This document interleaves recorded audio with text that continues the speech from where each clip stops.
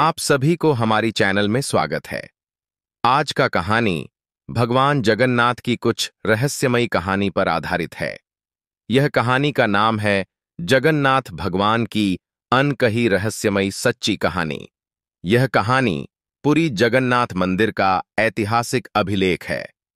स्थानीय लोक कथाओं और पुरानी मान्यताओं पर आधारित है। पुजारी परिवारों की मौखिक परंपराएं और पुरी के स्थानीय इतिहासकारों के विवरण। ओडिशा के पुरी स्थित जगन्नाथ मंदिर, जो भारत के 4 धामों में से एक है, सदियों से रहस्यों और चमत्कारों का केंद्र रहा है। इस मंदिर में भगवान जगन्नाथ, उनके भाई बलभद्र और बहन सुभद्रा की पूजा होती है। इस मंदिर का इतिहास और उससे जुड़ी कहानियां अनगिनत हैं, लेकिन एक कहानी ऐसी भी है जो आज भी पुरी की गलियों में फुसफुसाते हुए सुनी जाती है। यह कहानी है जगन्नाथ भगवा की। यह कहानी शुरू होती है 18वां शताब्दी के मध्य से, जब पुरी मंदिर का प्रबंधन स्थानीय राजा और उनके दरबारियों के हाथ में था। मंदिर की गरिमा और उसके खजाने की सुरक्षा के लिए राजा ने विशेष प्रकार के पुजारी नियुक्त किए थे। इन पुजारियों को भगवा कहा जाता था, जो विशेषकर भगवान जगन्नाथ की पूजा करते थे। इन भगवाओं को विशेष ध्यान और आस्था के साथ देखा जाता था, क्योंकि ये भगवान जगन्नाथ के सबसे करीबी सेवक माने जाते थे।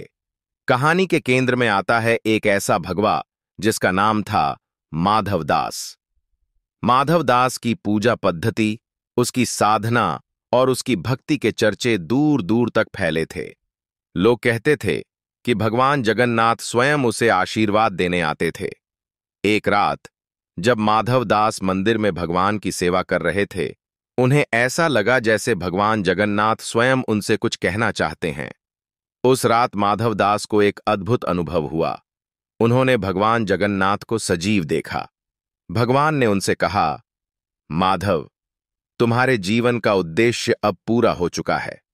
तुम्हें इस संसार से विदा लेनी है, लेकिन उससे पहले तुम्हें एक महत्वपूर्ण कार्य करना होगा। भगवान ने माधवदास को आदेश दिया कि वह मंदिर के अंदर एक विशेष स्थान पर स्थित एक गुप्त खजाने की देखरेख करें। यह खजाना मंदिर की सुरक्षा और उसके भविष्य के लिए अत्यधिक महत्वपूर्ण था।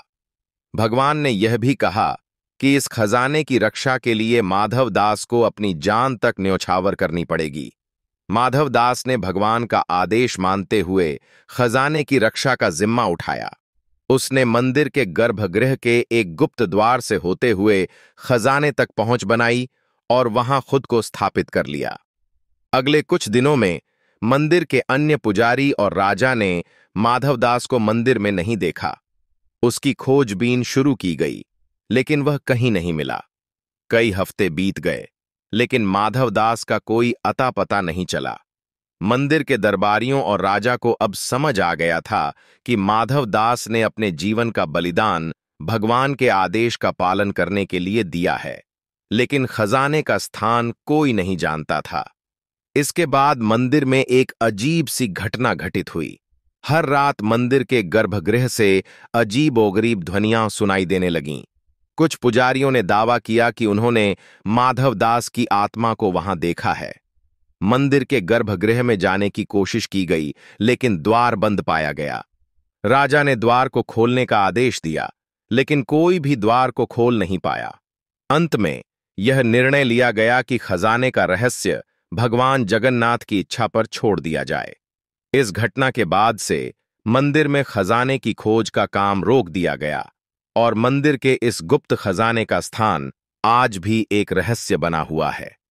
माधवदास के बलिदान की कहानी पुरी के लोगों के बीच पीढ़ी दर पीढ़ी सुनाई जाती है। लोग मानते हैं कि उसकी आत्मा आज भी मंदिर में भगवान जगन्नाथ के खजाने की रक्षा कर रही है। मंदिर के पुजारियों और स्थानीय लोगों में इस बात का विश्वास है कि जब भी मंदिर पर कोई संकट आता है, माधवदास की आत्मा उसे दूर कर देती है। पुरी के इस रहस्यमयी मंदिर की दीवारों के अंदर छिपे इस खजाने और माधवदास के बलिदान की कहानी आज भी जीवित है। लोग कहते हैं कि भगवान जगन्नाथ का आशीर्वाद आज भी उन सभी पर बना हुआ है जो सच्चे दिल से उनकी पूजा करते हैं। माधवदास के खजाने और उसकी आत्मा की कहानी का कोई ठोस प्रमाण नहीं है, लेकिन यह कहानी पुरी के मंदिर की सांस्कृतिक धरोहर का एक अभिन्न हिस्सा बन चुकी है। यह एक ऐसी कहानी है जो हमें विश्वास और भक्ति की ताकत का एहसास कराती है। आज भी इस अनकही सच्ची कहानी की गूंज पुरी के मंदिर के गलियारों में सुनाई देती है, जहां भगवान जगन्नाथ अपने भक्तों की रक्षा करते हैं और एक भगवा की आत्मा उनका साथ निभाती है। जगन्नाथ भगवा की इस अनकही कहानी में छिपा है एक संदेश, सच्ची भक्ति और विश्वास का। माधवदास ने अपने जीवन का बलिदान देकर भगवान के खजाने की रक्षा की और एक मिसाल कायम की। यह कहानी उन सभी के लिए प्रेरणा स्रोत है जो भगवान पर सच्चा विश्वास रखते हैं और अपने जीवन को धर्म और भक्ति के मार्ग पर चलाने का संकल्प लेते हैं।